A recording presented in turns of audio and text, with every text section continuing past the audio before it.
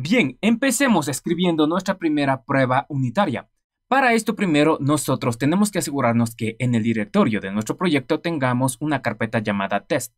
En mi caso yo no tengo ese directorio, así que lo voy a crear. Por acá vamos a crear el directorio test. Y dentro de esta carpeta nosotros vamos a crear los archivos con extensión .dart que va a contener el código de nuestras pruebas unitarias. Bien, por aquí voy a testear en este caso mi función que se encuentra dentro de app, por acá en presentation, acá en utils, tengo el archivo validator.dart y acá nosotros podemos encontrar la función isValidEmail. Vamos a testear el correcto funcionamiento de esta función. Bien, para esto pongamos acá en test un nuevo archivo Dart, le damos el nombre de isValid-email, bien, .dart. Ahora aquí algo muy importante. Cuando nosotros agregamos archivos .dart dentro de la carpeta test y estos archivos van a contener código de pruebas unitarias o pruebas de widgets, debe terminar, bien, con el sufijo --test. Si nosotros no utilizamos al final del nombre del archivo --test.dart, cuando tratemos de correr nuestras pruebas unitarias y nuestras pruebas de widgets, simplemente va a ignorar nuestros archivos.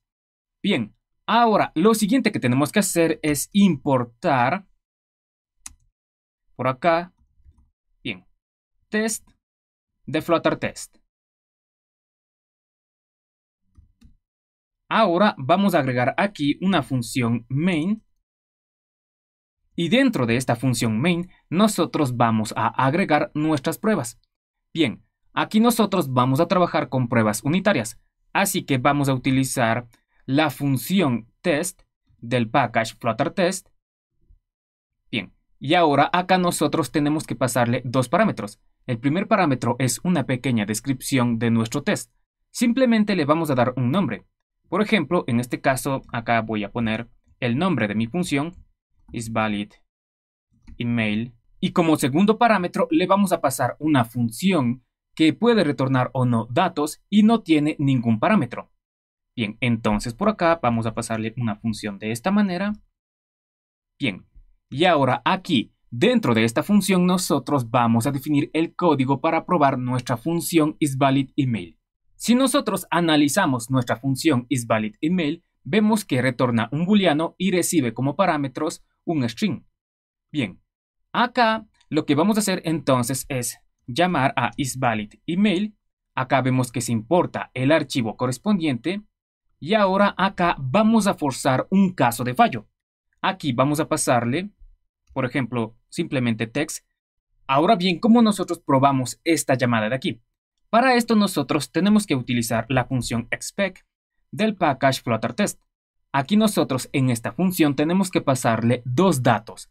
El primer dato será el código que nosotros queremos probar. En este caso será la llamada a isValidEmail. Entonces vamos a cortar esto y lo vamos a poner acá en el primer parámetro de spec. Y como segundo parámetro nosotros tenemos que pasarle el valor que esperamos recibir del primer dato que hemos pasado como parámetro. En este caso acá nosotros esperamos recibir un dato falso. Ponemos coma para formatear nuestro código y ahora vamos a correr nuestro test. Simplemente abrimos un terminal en nuestro proyecto y después corremos el comando flutter espacio test. Bien, este comando lo que va a hacer es analizar todos los archivos que se encuentran dentro de la carpeta test y terminen con --test.dart. Bien, ahora nosotros acá en el terminal vemos que todos los tests pasaron de forma satisfactoria.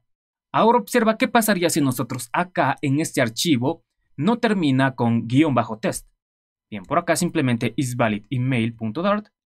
Bien, ahora corremos el comando flutter test.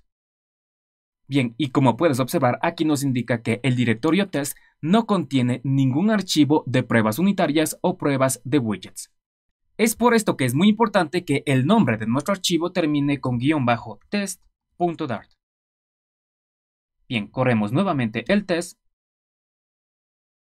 y funciona perfectamente. Ahora bien, si te encuentras en Visual Studio Code, de hecho podrás notar que acá detecta que nosotros podemos correr nuestros tests. Simplemente damos clic acá en Run Al dar clic acá, lo que va a hacer es correr todos los tests que se encuentran dentro de la función main. Si damos clic acá, únicamente va a correr un solo test, que será nuestro test isValidEmail.